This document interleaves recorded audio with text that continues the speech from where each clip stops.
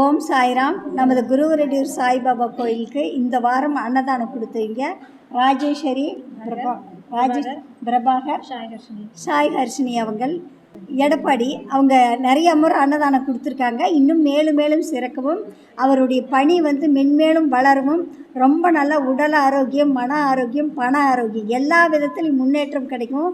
அவங்க பாப்பா நல்லா படித்து பெரிய வேலைக்கு போகணும், ரொம்ப நல்லா இருக்கணும். இன்னும் நம்ம பாபா கோயிலுக்கு நிறைய சேவை செய்யணும். இங்கே படிக்கிற குழந்தைங்களுக்கு அவங்க கல்வி உதவித்தொகை வழங்குறேன்னு சொல்லியிருக்காங்க. நாம் இப்போ இதோட 10-12 குழந்தைங்களை படிக்க வச்சிட்ருக்குறோம்.